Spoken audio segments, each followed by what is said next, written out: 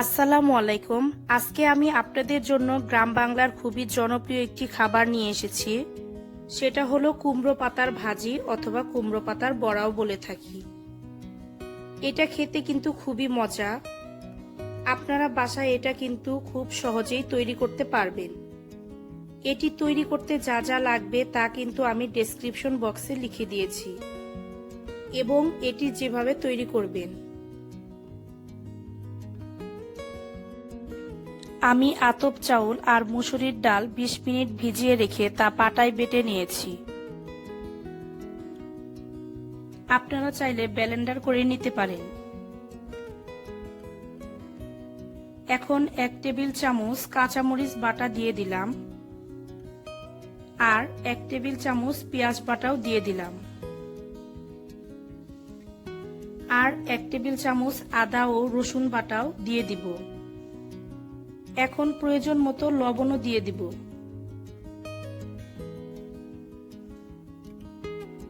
এখন ১ চা চামচ হলুদ ও ১ চা চামচ সজের গুঁড়ো দিয়ে দিব।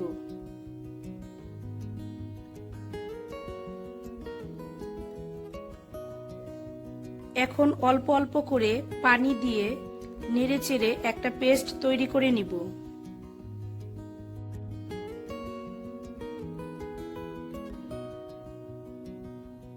দেখুন আমি কিভাবে করছি, আপনারা হয়তোবা তা দেখতে পাচ্ছেন।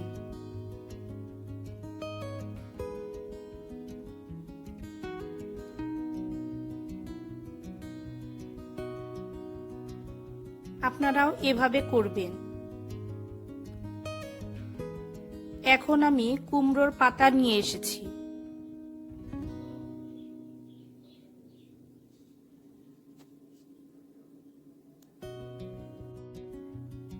এখন একটি একটি করে পাতাগুলোর মধ্যে লাগিয়ে নিব। সম্পূর্ণ পাতা ভালোভাবে লাগিয়ে নিব। দেখুন আমি কিভাবে করছি, আপনারা হয়তোবা তা দেখতে পাচ্ছেন।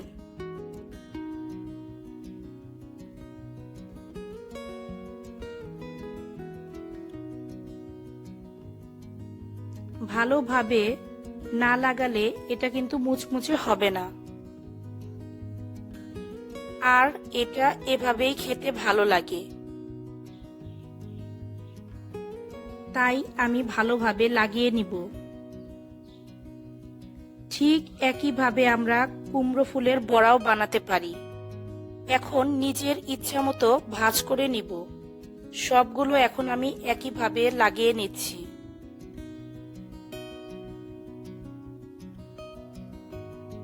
এখন দুইটি দুইটি করে ভেজে নিব।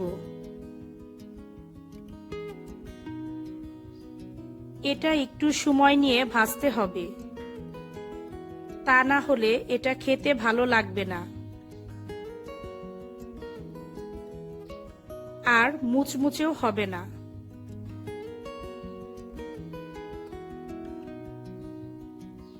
আমার ভাজা প্রায় শেষের দিকে।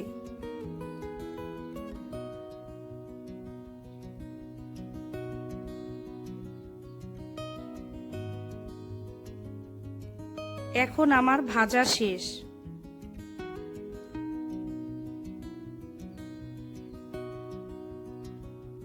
এখন আমি এগুলো নামিয়ে নিব।